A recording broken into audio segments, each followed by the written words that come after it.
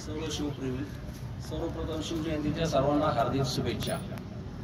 छत्रपती शिवाजी महाराज हे उत्तम राजाच नव्हते तर उत्तम कुशल प्रशासक, धाडसी नेता, थोर राजकारणी आणि कुटुंब व्यवस्था सांभाळणारा असा अवलिया आपल्या या महाराष्ट्राच्या भूमीमध्ये जन्म घेताना त्यांची आज आपण या ठिकाणी शिवजयंती साजरी करत आहोत। ही आपल्या सर्वांसाठी खूप अतिशय गर्वाची आणि अभिमानाची बाब आहे। छत्रपती शिवाजी महाराजांनी जे आपल्या राज्य केलं, कधी त्या राज्याला त्यांनी भोसलेंचं राज्य किंवा छत्रपती शिवाजी महाराजांचं राज्य असा कुठेही उल्लेख आपल्या इतिहासामध्ये नाहीये।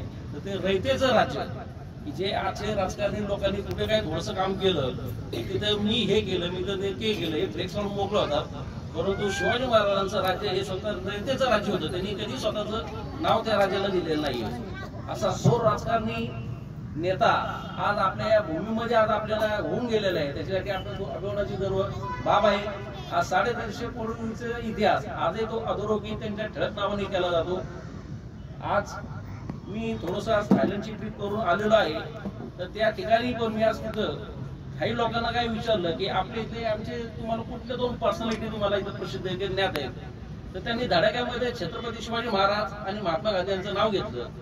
तर मला खूप तिथं अभिमानाने ऊर भरून आला की आज आपला राज्य 7 समुद्र पलीकडे फारच खूप प्रसिद्ध आहे आणि त्यांची जी ध्येय धोरण आहे ते लोकांनी ते अवलंबी ते विकसित केली।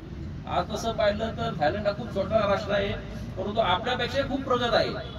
तिथं मी जर रस्त्यावर फिरत असताना तिथं आमच्या गाईडला विचारलं, 8 दिवस तिथं होतो की इथे गाडीला हॉर्न का वाजत नाही, हॉर्न नाहीये, त्या कंपनीला हॉर्न देतच नाहीये। तर त्या गाईडने मला नम्रपणे सांगितलं की सर या ठिकाणी आपण गाडीचा हॉर्न वाजवण्याची वेळच येत नाही, कारण आम्ही एकमेकांचा रिस्पेक्ट ठेवतो, एकमेकांचा डिसिप्लिन ठेवतो। म्हणजे केवढे मोठे यांचे थोर विचार आहेत आणि हे विचार खरं शिवाजी महाराजांपासून आपल्याकडे आलेले आहेत, आपल्याही लोकांनी पाळलेले आहेत, परंतु अजून राष्ट्र उभारणीसाठी याची खूप नित्यांत गरज आहे आणि तेव्हाच आपण खूप चांगल्या पद्धतीने आपण राष्ट्र सफल आणि बलशाही बनवू। ते ध्येय धोरण आपण आपल्या सोसायटीमध्ये आपण पाळलं की आपलाही कुणाला त्रास होणार नाही आणि सोसायटी बलशाही होण्यासाठी आपण प्रयत्न करू। आपण आपल्या मुलांना चांगले संस्कार देऊ।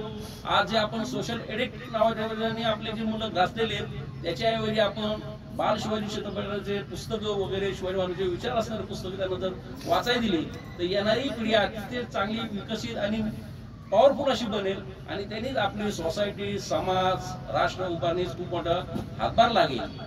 तेव्हा मी सर्वांना पुन्हा एकदा या शिवजयंतीच्या हार्दिक शुभेच्छा देतो आणि आपण एक संकल्प करूया की नुसते शिवाजी छत्रपती महाराजांची जयंती साजरी करताना हार तुरे घालून आपल्याला किंवा झेंडे उभारून भागता कामा नये, तर शिवाजी महाराजांचे विचार आपण आपल्या पिढ्यांना, पुढच्या पिढीला हे रुजवता आले पाहिजे, देता आले पाहिजे, ते वाढवता आले पाहिजे।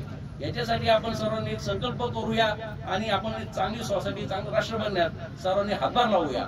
धन्यवाद। जय भवानी, जय शिवाजी, जय